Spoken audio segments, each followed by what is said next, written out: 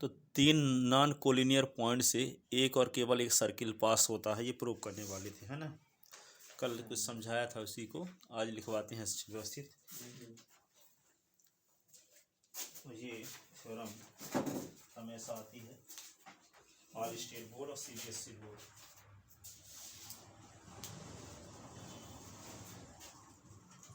लिखो prove that there is only one, prove that NCERT math class 9 chapter 10 chapter 10 है ना। Prove that there is one and only one circle passes through three non-collinear point, three non-collinear point, non-collinear points, ठीक है, non-collinear point। अब देखो लिखोगे क्या, given three non-collinear point, three non-collinear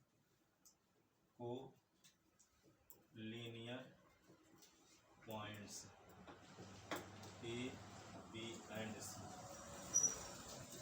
non-collinear points A, B and C, A, B and C।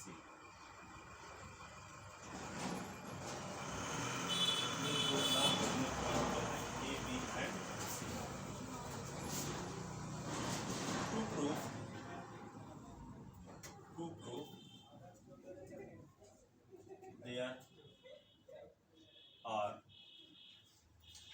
there is one and only one circle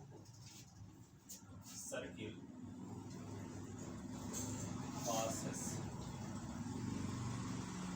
through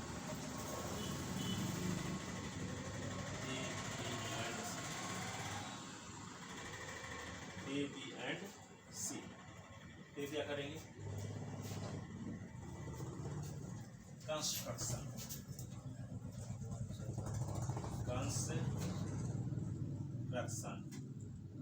construction बहुत बड़ा है इसका। Join A B and B C, draw perpendicular bisector A B और B C को मिलाते हैं, ए B और B C को मिलाते हैं, ड्रा परपेंडिकुलर बाइसेक्टर। वो जॉइन नहीं होगा ऐसी उसको कहाँ मिलाएंगे, जो भी को मिलाते हैं, ए बी और बी सी को मिलाएंगे, फिर देखा जाएगा जरूरत जब पड़ेगी। तो अभी जितना मिलाते हैं, join A B and B C, draw perpendicular bisector A B, A B का परपेंडिकुलर बाइसेक्टर क्या होते हैं, पी क्यू, परपेंडिकुलर बाइसेक्टर ऐसे आएगा। आप इसको सेंटर मानोगे, इसके आधे से डिस्टेंस लेकर ऐसे आर खींचोगे, इसको सेंटर मानकर आर खींचोगे, तो क्या आएगा, P Q. Let perpendicular bisector P Q of side A B, draw perpendicular bisector P Q of side A B and perpendicular bisector R S of side B C. इसको खींचेंगे, ये होगा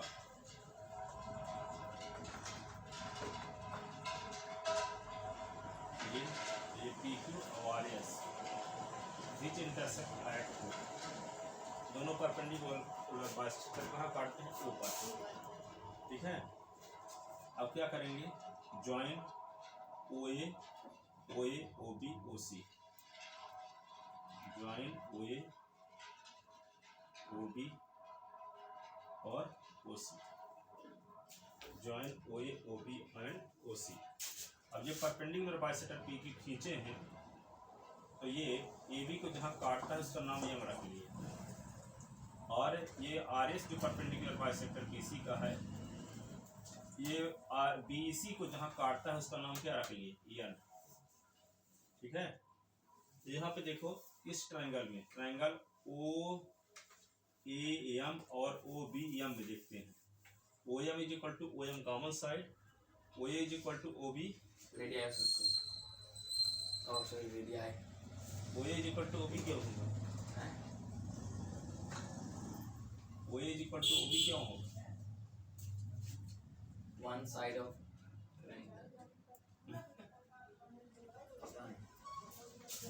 same side of, नहीं O को centre मान करके ओ ए radius लेकर के एक सर्किल खींचोगे तो ए बी सी से होकर जाएगा, रेडियाई आप सर्किल बोल सकोगे, लिखते हैं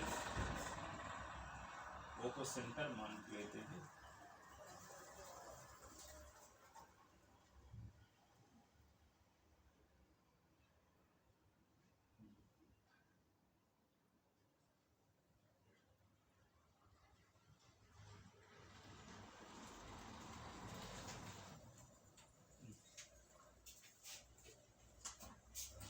ए बी का परपेंडिकुलर बाइसेक्टर पी क्यू और बी सी का परपेंडिकुलर बाइसेक्टर आर एस जहाँ काटते हैं उसको ओ मान लिए, ओ को सेंटर मान के ओ ये रेडियस लेकर एक सर्किल खींचते हैं जो ए बी सी से होकर जाता है। नींद आ रही क्या? ठीक है, अभी देखो यहाँ पे इस ट्रायंगल में अब सर्किल खींच दिए तो क्या होगा, O A is equal to O B, O A is equal to O B, या कि ऐसे भी लिख सकते थे, किसी सर्किल के सेंटर से कार्ड पर ड्रा किए गए परपेंडिकुलर कार्ड को बाइसेक्ट करता है कि नहीं, तो हम प्रूफ किए है ना, किसी सर्किल के सेंटर से कार्ड पर ड्रा किए गए परपेंडिकुलर कार्ड को बाइसेक्ट करता है, तो एम इज इक्वल टू क्या होगा, एम इज इक्वल टू क्या होगा, एम बी, है ना। फिर क्या लिखोगे, ये एंगल इस एंगल की equal, each 90 degree, each 90 degree. अब फिर क्या लिखोगे, O M is equal to O M common side, R H S से एस ए एस से दोनों ट्रायंगल क्या हो गए, एस ए एस दोनों कॉन्ग्रुएंट हो गए, तो O A is equal to O B. ठीक है, फिर इन ट्रायंगल यहाँ ओ बी एन और ओ सी एन, तो क्या लिखेंगे, यहाँ पे angle O N B is equal to angle O N C, क्योंकि सर्किल के सेंटर से कार्ड पर ड्रा किया गया परपेंडिकुलर कार्ड को बाइसेक्ट करता है, तो यहाँ पे B N is equal to N C हो गया, ये एंगल 9 परपेंडिकुलर तो 90 डिग्री का होगा, और O N is equal to O N common side, तो क्या हो जाएगा, ये ट्रायंगल इस ट्रायंगल के कॉन्ग्रुएंट किस रीजन एस ए एस से, तब क्या हो जाएगा, O B is equal to O C by C P C T, यहाँ भी हो जाएगा O B is equal to A by C P C T, from equation first and second, O A बराबर ओ बी बराबर ओ सी।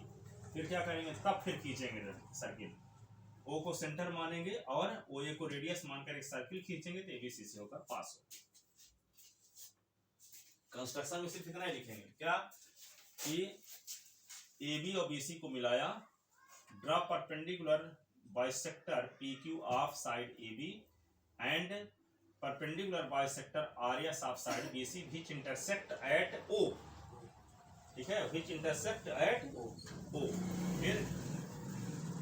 फिर क्या लिखोगे,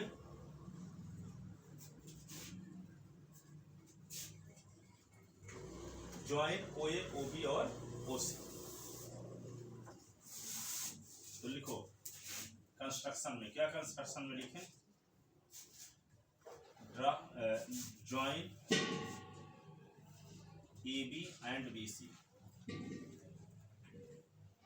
join A B, सो रहे हो, नहीं सो रहे थे, आंखें मूड दो, अलग जमा करें थोड़ी वो लिखना शुरू कर दो ना, ऊपर है फिर मिटाएंगे भी ना, लिखे कहाँ, लिख कहाँ रहे हो, अरे लिखे आधा लिख लिए थोड़ा कंस्ट्रक्शन अब बस बाकी, तो लिखो ना, तो नींद नहीं आएगी भाई। हाँ ये आंखें थोड़ी होगा ना, सही कर,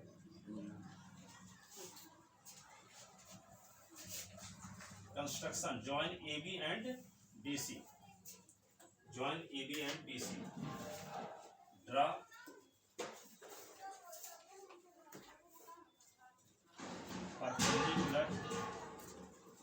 perpendicular bisector PQ of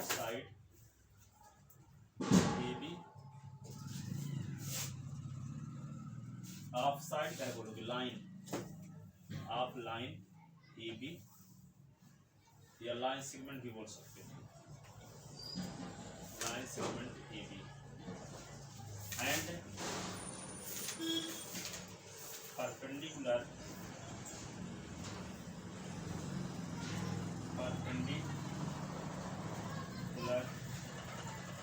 bisector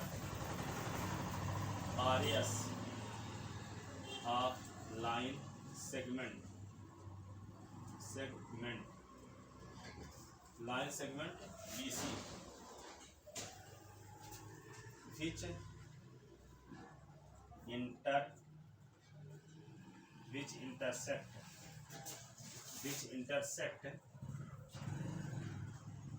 intersect side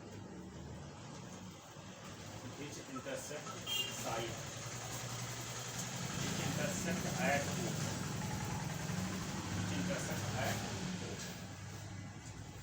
join OA, OB and OC, join OA, OB and OC, join OA, OB and OC, ठीक है ना। ये कंस्ट्रक्शन का काम, कंस्ट्रक्शन हो गया ना। Let PQ intersect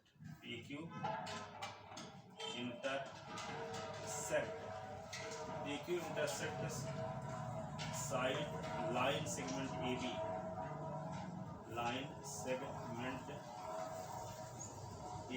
at M and C, and RS intersect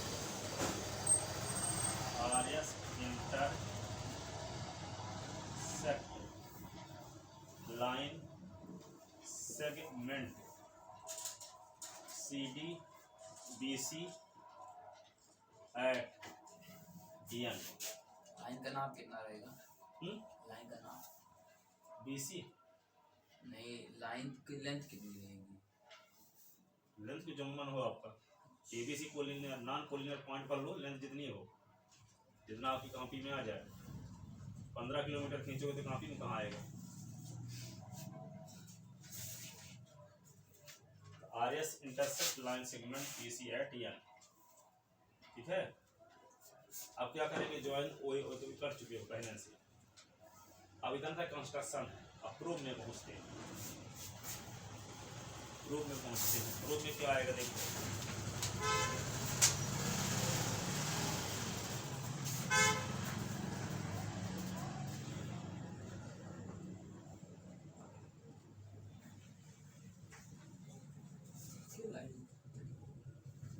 हाँ, प्रूफ में देखो, प्रूफ में क्या लिखेंगे, सुनो, प्रूफ में क्या लिखेंगे, PROOF proof.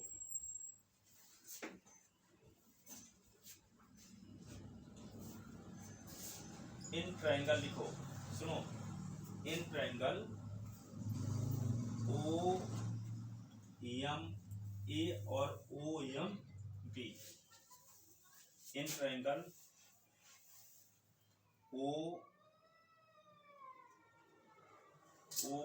OMA and triangle OMB, OMA and OMB। पहला काम क्या है, देखो, AM इज इक्वल टू क्या लिखोगे, AM is equal to EMB, AM is equal to EMB क्यों होगा, क्योंकि PQ is perpendicular bisector of side AB, line segment AB का परपेंडिकुलर बाइसेक्टर है, तो निश्चित रूप से EMB पॉइंट होगा। इस लाइन को दो इक्वल पार्ट में डिवाइड करेगा, नाम क्या है, परपेंडिकुलर बाइसेक्टर। बाइसेक्टर का मतलब दो इक्वल पार्ट में डिवाइड करता है, और परपेंडिकुलर भी है। दो बातों को स्पष्ट कर रहा है ये PQ, ये परपेंडिकुलर भी है AB पर, और AB को दो इक्वल पार्ट में डिवाइड भी करता है। ठीक है। तो AM is equal to M B, reason क्या लिखो, AM is equal to M B, angle OMA is equal to angle OMB is 90 degree. क्या लिख देंगे, एंगल OMA ये कौन सी लाइन है? OMA is equal to angle OMB is 90 degree. Reason क्या दोगे, PQ is perpendicular bisector of line segment AB। PQ is perpendicular bisector of line segment AB। PQ is perpendicular bisector of line segment AB। इसलिए AM is equal to M B, angle OMA is equal to angle OMB is 90 degree. ठीक है, दो चीजों का पता हो गया। अब क्या करेंगे, OM is equal to OM is equal to OM common side. ये क्या है? कौन, लाइन ये आर्यस ऐसे खींची है, कट मार। BC का परपेंडिकुलर बाइसेक्टर है, तो क्या करोगे, B को सेंटर मानोगे, BC के आधे से अधिक डिस्टेंस लेकर इधर भी चाप खींचे, इधर भी चाप खींचे, और C को सेंटर मानकर वही चाप लेकर के इधर भी चाप खींचे, एक दूसरे को काट दिए, दोनों को मिला दिए तो आर्यस आ गया। सी से करना है। हाँ, C को सेंटर मानना है और CB के आधे से अधिक डिस्टेंस लेकर जो रेडियस इधर लेकर खींचे हो आर्क, उधर ही रेडियस लेकर इधर भी खींचना, अलग नहीं करना है। तो देखो यहाँ पे क्या आ गया, AS लग रहा है। क्या लग रहा है, triangle OMA congruent to triangle OMB reason by AS criterion of congruency, criterion of congruency आ ही नहीं रहा है। रूल।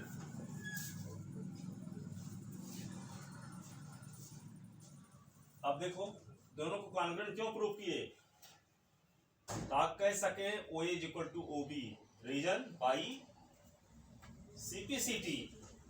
जब दोनों ट्रायंगल को कॉन्ग्रुएंट प्रूव कर देंगे तभी ना कह पाएंगे कि OA OB की इक्वल क्यों है, OA OB की इक्वल क्यों है, CPCT से दोनों कॉन्ग्रुएंट प्रूव कर दिए तो क्या होगा, OA is equal to OB by CPCT ऐसे। ये इक्वेशन लिख लो फर्स्ट, इक्वेशन फर्स्ट लिख दिए। ठीक है, अब क्या करेंगे, in triangle ONB and ONC, in triangle ONB, in triangles ONB and triangle ONB and ONC। क्या लिखोगे, BN is equal to NC, BN is equal to ENC और angle ONB is equal to angle ONC। Reason क्या दोगे, RS is perpendicular bisector, RS is perpendicular bisector of line segment. है नहीं, हम पूरा मिटा दें। अब कुछ इतना इम्पोर्टेंट आप बताए भी नहीं, हम फिर से लिखे भाई इसको। तब या मेरा नहीं काहे डायग्राम बना रहे हो दीदी से, डायग्राम ना बनाए तो कैसे समझेंगे। तो आप ऐसे लिखे? ही बना लेते ना। आप लिखे हो तो उससे लिखना आप। RS is perpendicular bisector of line segment BC। ठीक है, परपेंडिकुलर बाइसेक्टर है तो क्यों है, सुन तो पहले लो। ये परपेंडिकुलर बाइसेक्टर है तो क्या होगा, इसको दो इक्वल पार्ट में डिवाइड भी करता होगा, इस लाइन में परपेंडिकुलर भी होगा। परपेंडिकुलर और फिर बाइसेक्टर, परपेंडिकुलर और बाइसेक्टर। तो यहाँ पे ये साइड इस साइड के इक्वल और ये एंगल इस एंगल के इक्वल, ईच 90 डिग्री। इसका रीजन यही दोगे कि RS क्या है, BC का परपेंडिकुलर बाइसेक्टर है। नाम से ही स्पष्ट है, परपेंडिकुलर भी है और दो इक्वल पार्ट में डिवाइड भी करता है, इसीलिए परपेंडिकुलर बाइसेक्टर नाम है उसका। ठीक है, वही लिखा गया कि हम BN = NC क्यों लिख दिए और ONB = ONC क्यों लिख दिए, क्योंकि ये परपेंडिकुलर भी है और बाइसेक्टर भी है। परपेंडिकुलर है इसलिए 90 डिग्री का होगा, ईच 90 डिग्री का होगा कि नहीं, ईच 90 डिग्री का होगा। अब इक्वल क्यों है, क्योंकि बाइसेक्टर है। ठीक है, तो ये दोनों तो इक्वल हो गया। अब फिर क्या लिख दोगे आगे, ON = ON common side, ON = ON common side. अब क्या हुआ, SAS से दोनों ट्रायंगल क्या हो गए, कॉन्ग्रुएंट।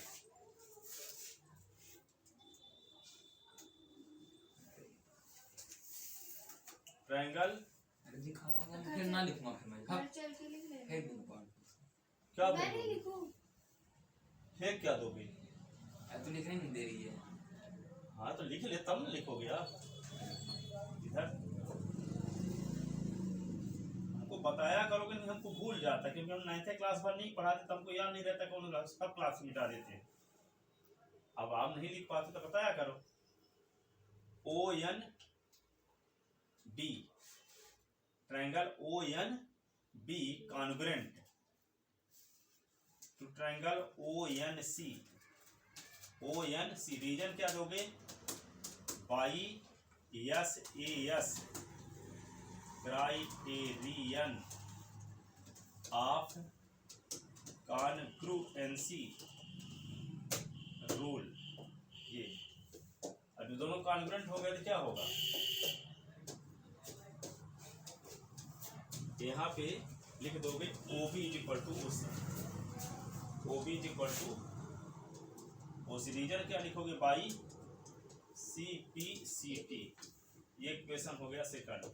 अब इक्वेशन फर्स्ट में देखो, OA = OB है, यहाँ OB = OC आ गया, इसका तीनों equal, OA OB OC equal. OB की वैल्यू OA के इक्वल है, OB की वैल्यू OC के इक्वल है, इसका मतलब OA OC के इक्वल, तीनों आपस में equal. From first and second, from first and second we get OA = OB = OC। ठीक है, अब O को सेंटर मानकर OA रेडियस लेकर एक सर्किल खींचेंगे तो ABC से होकर जाएगा। ठीक है, लिखते हैं, इधर लिखे देते हैं, नहीं वो डेट कर दी। Draw take O as center, OA as radius, draw a circle, which passes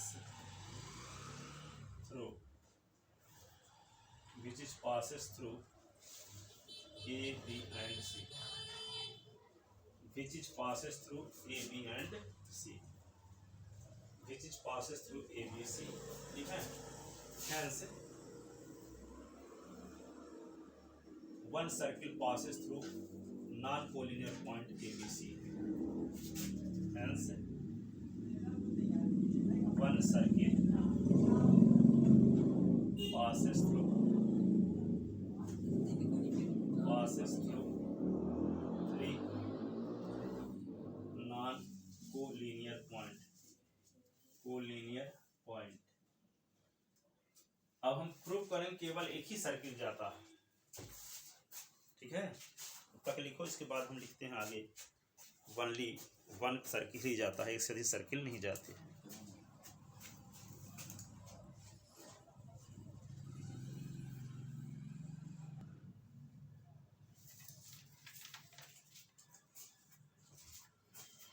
अब ओनली वन सर्किल पास होता है एक पॉइंट से, इसको थोड़ा सा 2 लाइन में लिखे देते हैं, इसको आप लिख लेंगे। ठीक है, कि एक से अधिक सर्किल पास नहीं होते। ये प्रूव करने के लिए क्या करेंगे, suppose now we have to prove that, now we have to prove that only one circuit passes through 3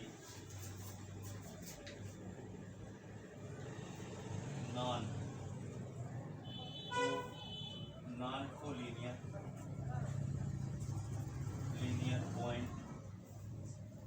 points A, B, C। ठीक है, इसके लिए क्या करेंगे, suppose if possible,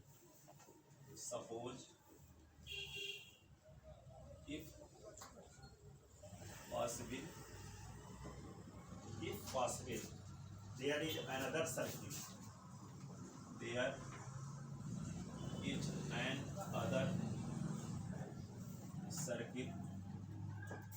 is another circle passing through the point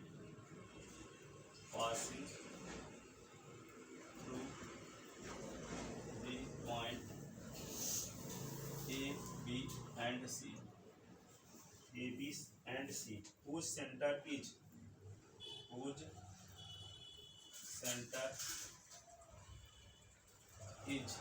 O dash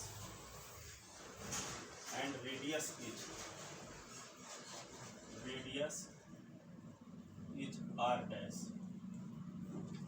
is R dash, then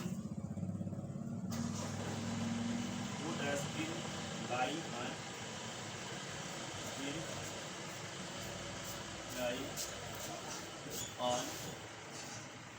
PQ and RS, but we know that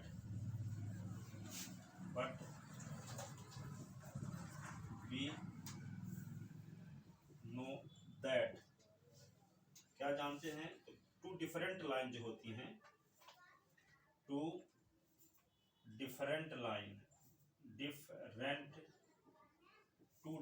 line एक ही point पर काटते हैं, 2 पॉइंट पर नहीं काटते। Different line segment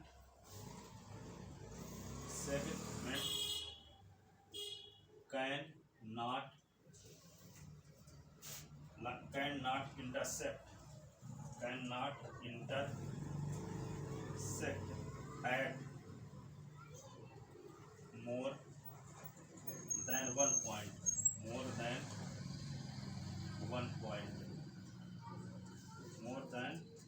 point, so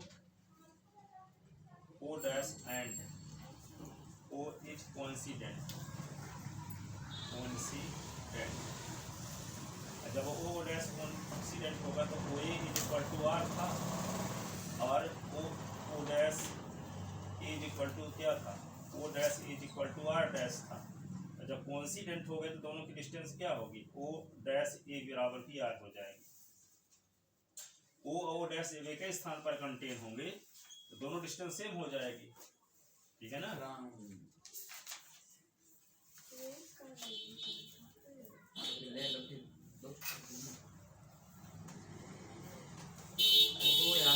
तुम्हारा देख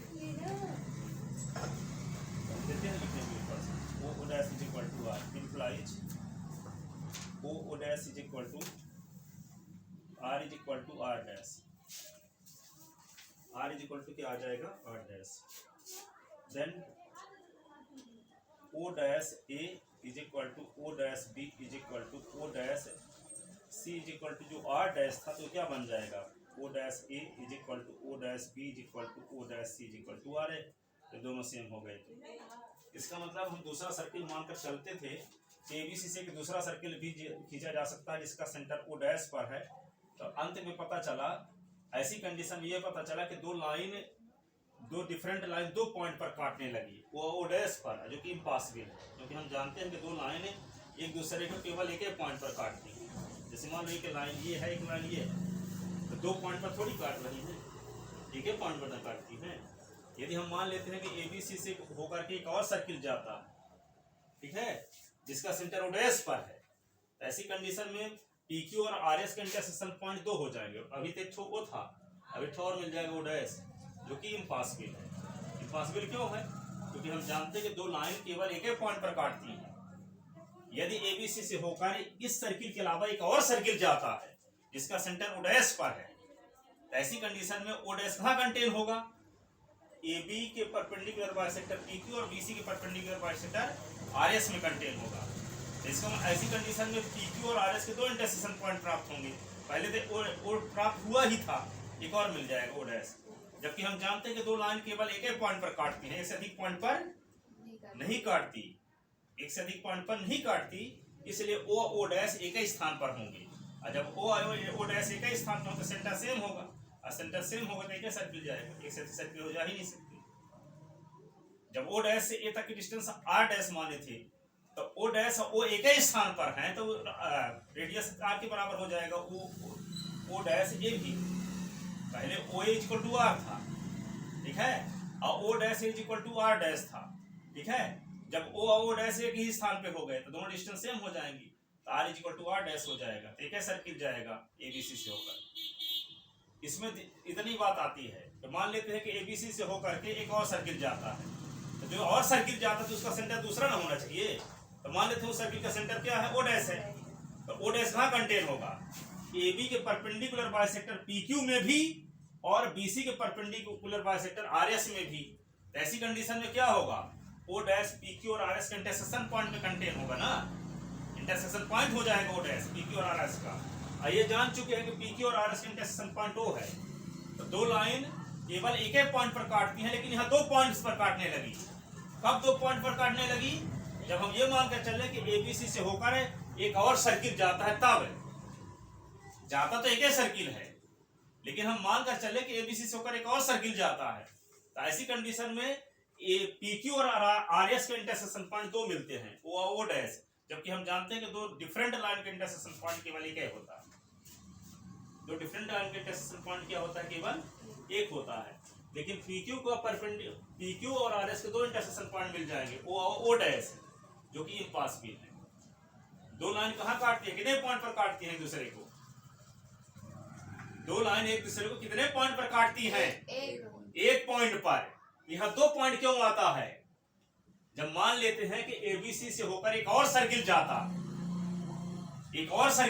इसके अलावा तो एबीसी से होकर एक और सर्किल जाता है, तो उस सर्किल का उस सेंटर दूसरा ना हो जाएगा।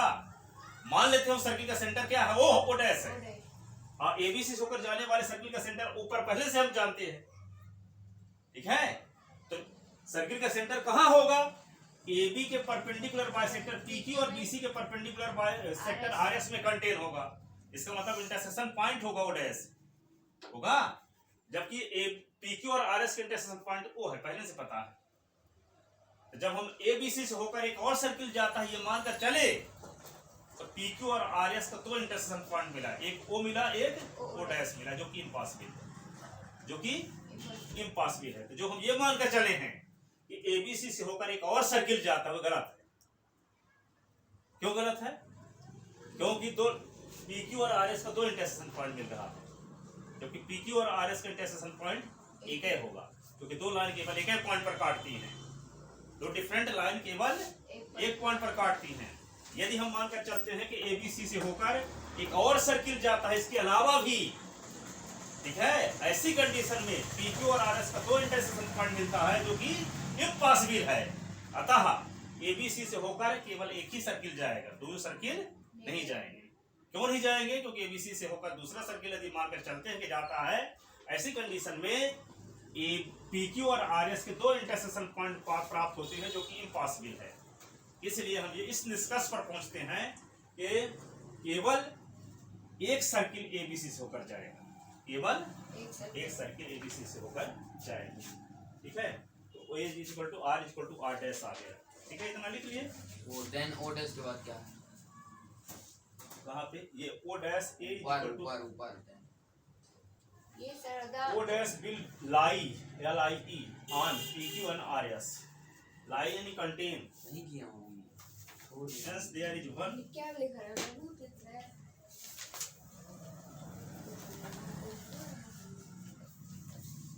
Hence there is ऊपर कल क्या हो? Hence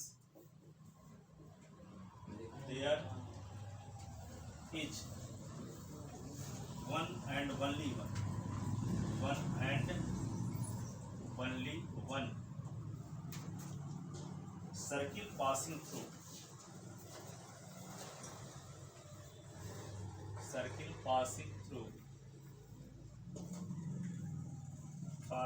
through three non-collinear points, three non-collinear points A, B, C, non-collinear point A, B, C.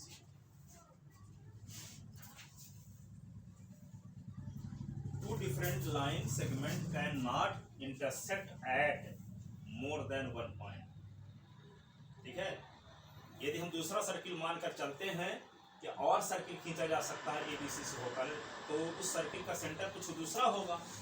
मान लेते हैं उस सर्किल का सेंटर ओ डैश है, तो ओ डैश कहाँ कंटेन होगा? ए बी और बी सी के परपेंडिकुलर बाइसेक्टर में कंटेन होगा। और ए बी और बी सी का परपेंडिकुलर बाइसेक्टर माने क्या है? पी क्यू और आर एस में कंटेन होगा।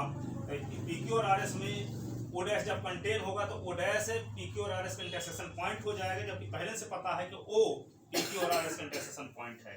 इस प्रकार पी क्यू और आर एस के दो इंटरसेक्शन पॉइंट मिलते हैं, जबकि हमको पता है कि दो लाइन केवल एक ही पॉइंट पर इंटरसेक्ट करती हैं, एक से अधिक पॉइंट पर इंटरसेक्ट नहीं करती। इसका मतलब ये हुआ कि एबीसी से होकर केवल एक ही सर्किल जाएगा।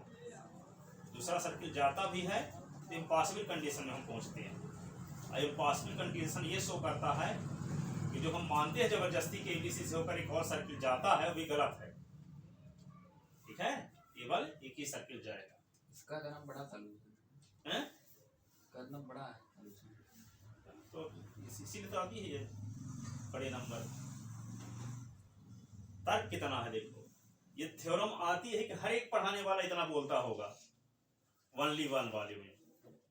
ठीक है, क्योंकि स्टूडेंट 9वीं वाली रहते हैं, थोड़ी के पीएचडी वाले हैं। इस प्रकार के थ्योरम को पढ़े नहीं है आज तक। ठीक है, तो तर्क बढ़िया है इसमें, इसीलिए आता है ये क्वेश्चन हमेशा। इसी के माध्यम से आपको पता चल जाता है आईक्यू क्या है, माइंड कितना है आपके पास। हाँ, इस क्वेश्चन के तर्क से नहीं होता, फॉर्मूला होता है।